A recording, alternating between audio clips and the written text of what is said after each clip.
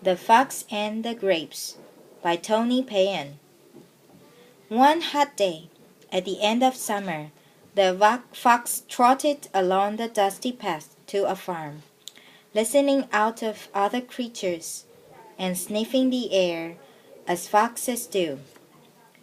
It was getting late, and after a long day, the sun looked a little red in the face, and had dropped it out of sight behind a bush.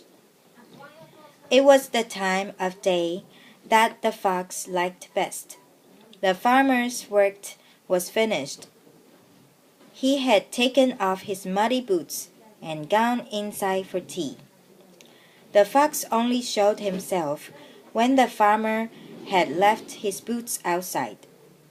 Then, if he came running after the fox with his gun, as farmers do, he would first have to sit on the step, putting his boots back on again, and the fox would have plenty of time to run away.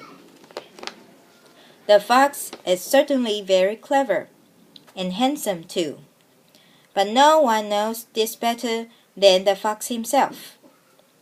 He would look at his reflection for hours, admiring his beautiful red coat with its snow-white bib.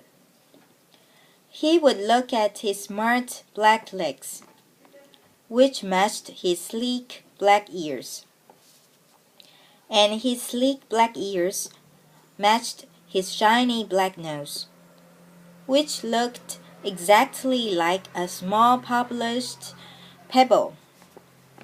But best of all, he thought, was his glorious bushy tail, like a big, soft paintbrush dipped in whitewash. The farmer locked in the hens at night, and the rabbits and geese, and he shooed the ducks onto their little island in the middle of the duck pond, so that the clever fox could not get them. He knew the fox hated swimming. But the fox did not only eat chickens and rabbits and ducks and geese, though he would put them all on the menu, given half a chance. If he couldn't get into the hen house, and he couldn't swim to the duck island, and if the geese made a fuss and rattled their beaks at him, as geese do, then there was always something else to eat. There were slugs and grasshoppers and mice and worms and frogs and eggs and big meaty bones the farmer put out with the rubbish. And tonight there was fruit.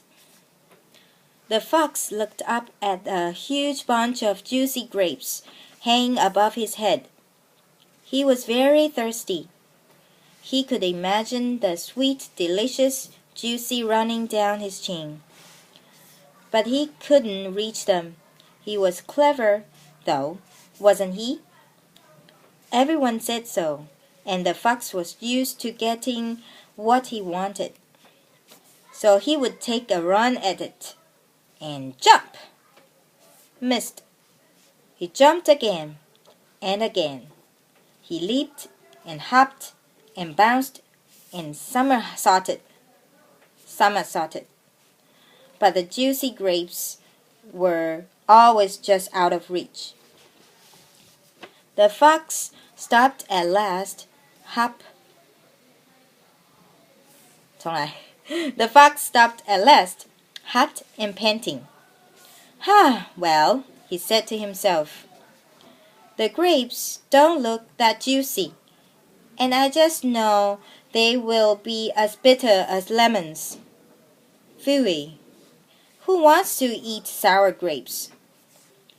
And the fox walked slowly along the dusty path back to his den, with his nose in the air and his tail between his legs, as hungry, disappointed foxes do.